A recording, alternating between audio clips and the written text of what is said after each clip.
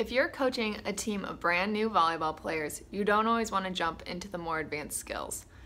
As a club coach, I truly believe that every player can serve overhand, but not everyone has the confidence in themselves to be able to get it over the first couple times they try. Because confidence plays such a big role in a player's willingness to continue playing and come back to practice, I wanted to review how to do an underhand serve.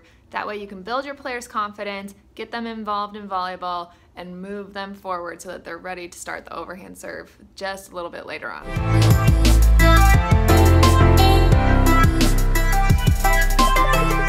When we're teaching the underhand serve, there's 4 steps that you can follow as a group, as a team. It won't take any more than 2 minutes, and everyone should be on a roll as soon as you get started. Have your players line up on the end line where they'll be serving from, and just a single file line. That way we can see all of them at the same time and coach more efficiently. The way I'm gonna coach this is for a right-handed player, but for a left-handed player, all you have to do is reverse everything.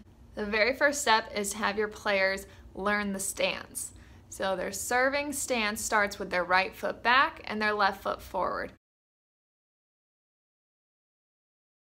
We're going to be teaching them the weight transfer that comes with an efficient underhand serve first. In order to do that, we're just going to have them rock back and forth from back on their right foot to up on their left foot. And we're just rocking back and forth, practicing the transfer of our weight.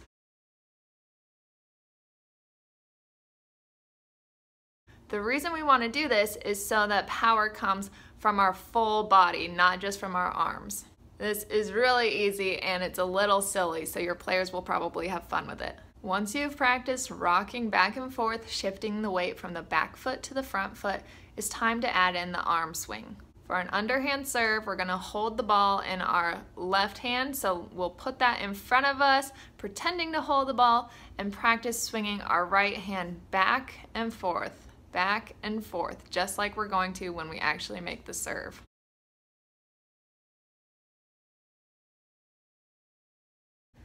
The reason we're breaking it down into such simple steps is to make sure that there's nowhere where some things get lost. We want to make sure that as they're stepping, that's when they're swinging. This is about putting all of the power that we're generating into our contact. All right, step 3 is to actually hold the ball. So each player should have their own ball now, and they're going to hold it in their left hand. We will be holding it the entire time that we're serving, so we're never tossing the ball up and dropping it, trying to make contact in the air. We're just lifting it out of our hand. Since we're making contact while we're still holding it, let's just make sure that those fingers are nice and tight and no one's laying out on the side that's gonna get hit.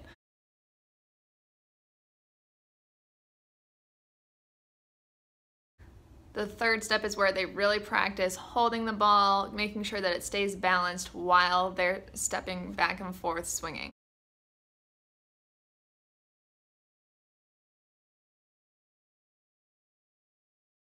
And the fourth step is really simple, really fun. It's the serve. Now that we've practiced the correct form before the serve, we're ready to actually serve it over the net. You can have your players do this one at a time and go in a line, or 2 or 3 at a time and have them wave through, or have them get with a partner and just serve back and forth across the net. That's actually my preferred drill. That way we get a lot of touches on the ball. Before we make contact and do the actual serve, there's a couple of things that we want to check. One, we want to check our body position. Do we want to be facing straight forward, or do we want to turn into the middle of the court? And this is where you say, we want to turn into the middle of the court. The reason that we turn to the middle is if the ball deflects off of any part of our hand instead of where it's supposed to make contact, we have a better chance of getting it into the court. So now that our body's positioned correctly, we want to talk about our hand when we're making contact. Notice in my video that I put my palm facing up towards the ceiling instead of with my thumb up on top. The reason for that is because of the angle that our hand makes.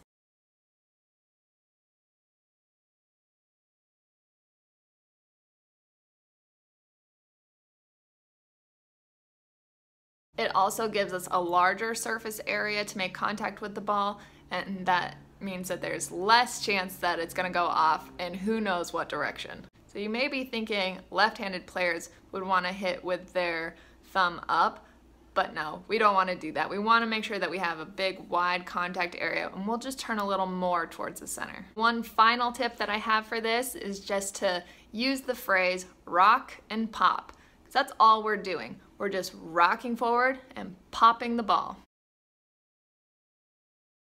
It's a simple way to remind the players of the form that they're using, and it sounds kind of fun and they'll laugh about it.